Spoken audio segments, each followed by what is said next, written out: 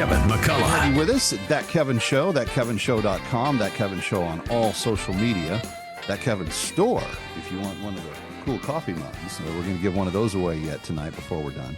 But I want to get to some more discussion with Fred Fleitz of the America First Policy Institute. I love this Policy Institute. They have added some definitively new viewpoints to the conversation that the think tank world has to offer, and mostly because they came from and around the Trump administration that focused on putting America first. And Fred, I was speaking on behalf of a congressional candidate in the New York area over the weekend, and I just asked the same question that the president asked in the night, the speech he gave the night before the New Hampshire primary, which is, why should the American people ever settle for an American president who does not put America first? Isn't that like the first rule of wanting to be president, is that you think your country comes first and that the priorities that are ordered have to be ordered in that way for you to be considered doing a good job? Like, if you want to do a terrible job, put China's interest first or Russia's interest first, and we can fire you. I think that's about to happen. I'm hoping so. But there seems to be this willingness on the left to say, no, America should be last. They take it as almost as a badge of honor.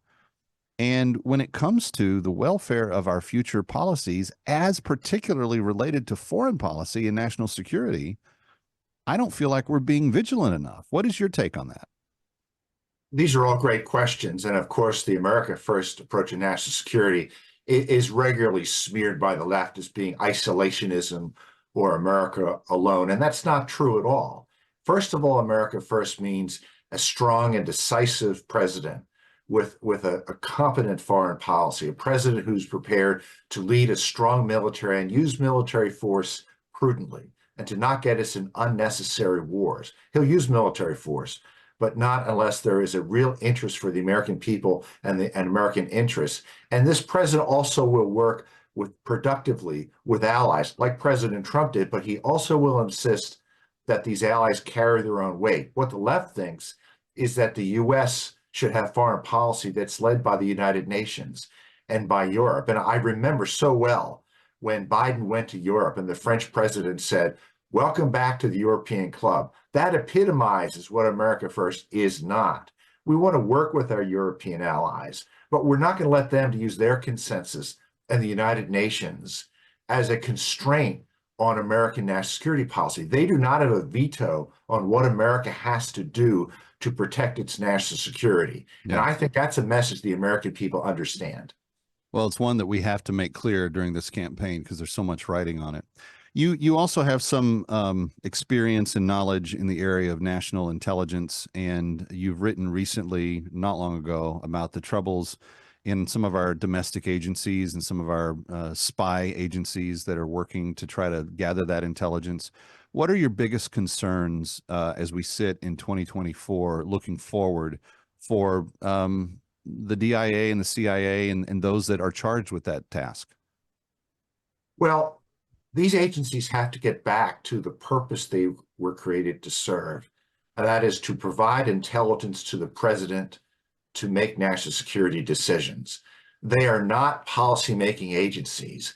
When, intelligence is, according to people like John Brennan and other former CIA directors, intelligence is not truth. Intelligence is a form of information. It might be truthful. We want it to be truthful.